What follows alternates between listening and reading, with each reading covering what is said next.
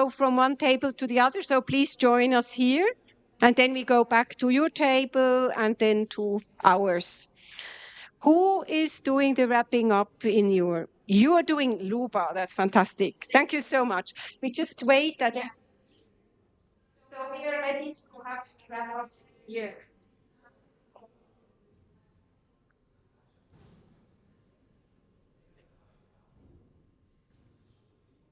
Have a seat or just as you feel comfortable. Yeah.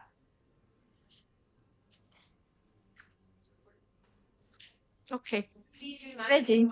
Yes, ready. So our subject is health, acoustics, and textiles. So it's represented by this triangle. So there's a dynamic relationship between the health, acoustic, and textiles. In the middle stands the person, or humanities are standing in the middle. Our planet is standing in the middle. We realized that we need sound to live with each other. We need sound to communicate. And at some point, we are suffering because the sound becomes noise.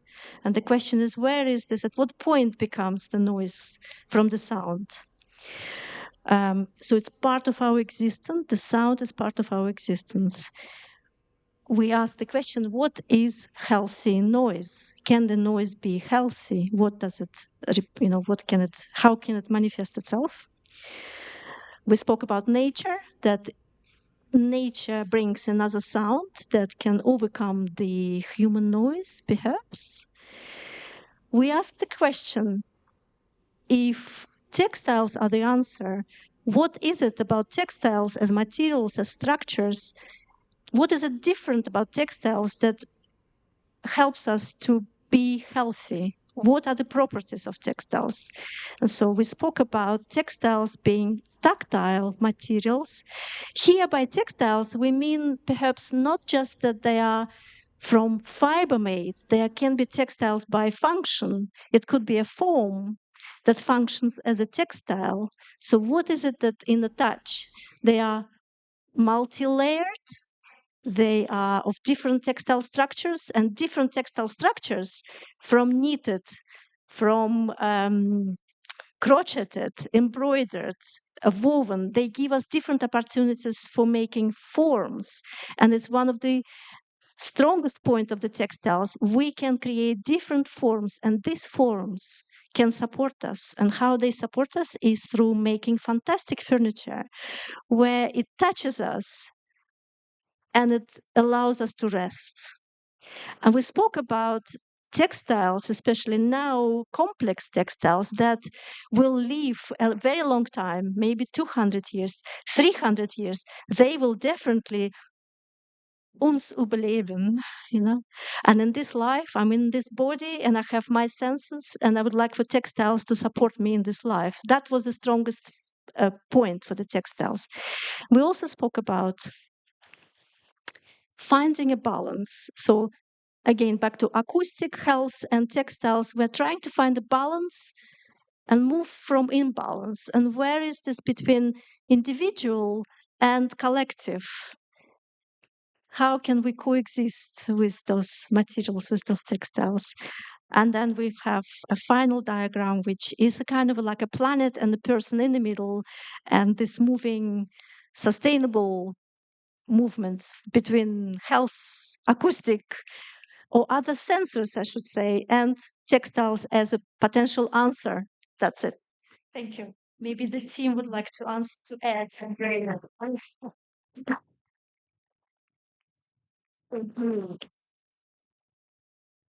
So we move over to the table. Yes.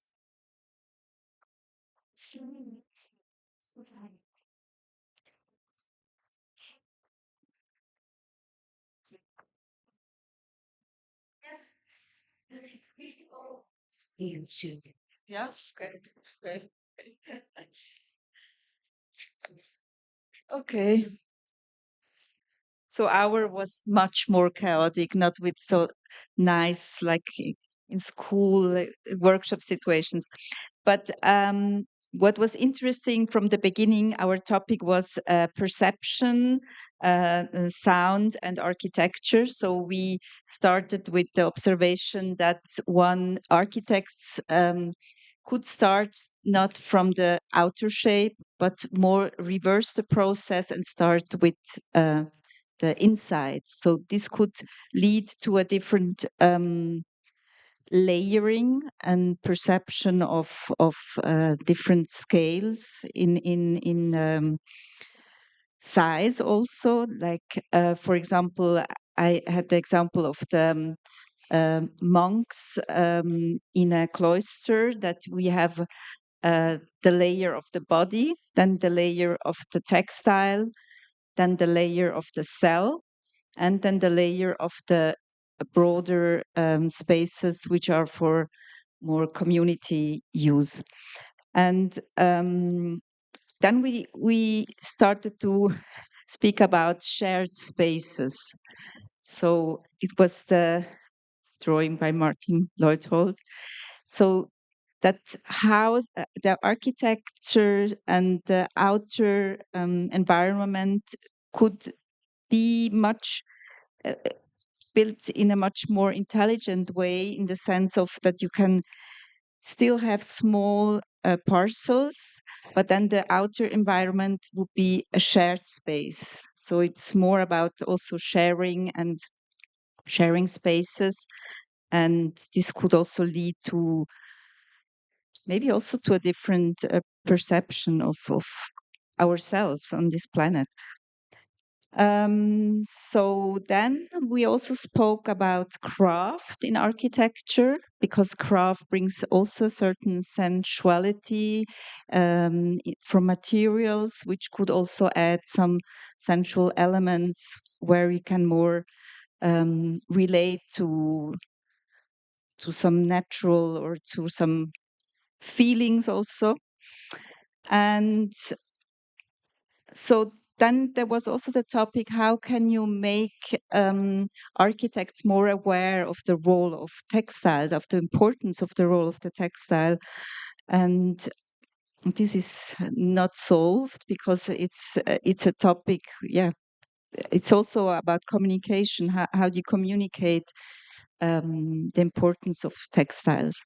And then in the end, there was a very interesting we heard about an interesting tradition of the stone carpet. So it's not only the idea of textile, but also in other materials, we have an interesting knowledge of how to use patterns in a very intelligent way. This problem is that this knowledge often is lost. So there's also the idea of going back to save this knowledge, which is here, but it's not used, and there's a big potential in this. And in the end, we had also the idea of the space and the body, that dance could be also a way to address this topic, to how we move in space with the senses. Yes, so that were the jumpings.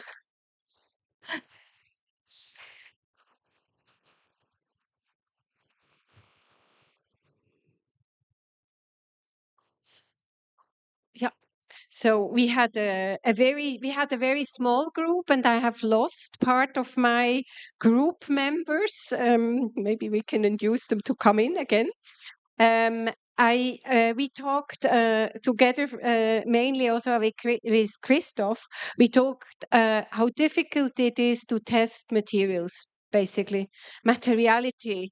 How do we really know what is in a material, and which certificate can we trust, and what happens if we order things online, or if you work with partners who live far away, which have maybe different rules. So I think also even to really test very simple things, you mentioned like even the decibel test. that sometimes this is even not fulfilled. So trust materials. Then in colors, it's a lot of question about what colors can you even have if you use recycled material? Because if it's recycled material, it will be not bleach white. Impossible. So then sometimes quite white products are labeled that they are recycled 100% or less. It's impossible. So it means we have to adapt to different color schemes if we want to go with that. There was an input and also a question of that we could use materials, as textile fibers, which are natural. Could be wood, could be wool, could be all kinds of textiles, because normally nature can deal with materials that nature has produced. But then, of course, there is a backlash to that as well, because how can these materials be, for instance, fire resistant? How can they fulfill all the norms? So there were a lot of questions around these. And then maybe some steps to solutions, as I found it, was like you brought also the example, why not just make a fire test of a material that you have developed, and then you test it with your client. And then the client doesn't ask for the certificate, but the client sees the result. Which leads us again that maybe sometimes we talked about that sometimes we lack what is called in German gesunder Menschenverstand. So like a healthy thinking in a way, a reasonable thinking, so that we sometimes really try to be more observative and to think about what can a product offer. And then, of course, it's much easier to do that when you produce and work locally, because we said one point that it's just better when you can look into each other's eyes.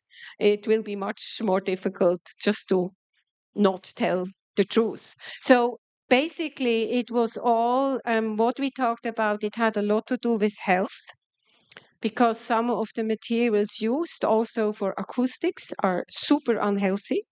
And if you know more about it, you would not use them. But basically, it is really about going back to think and look about materialities in a reasonable way. So that was a little bit maybe the little stream of hope, or a little stream of how we could deal with it differently. Look locally and produce also as much as possible locally. It might be more commitment in it. Did I forget something, or yeah? Okay, so that was the findings of our group. So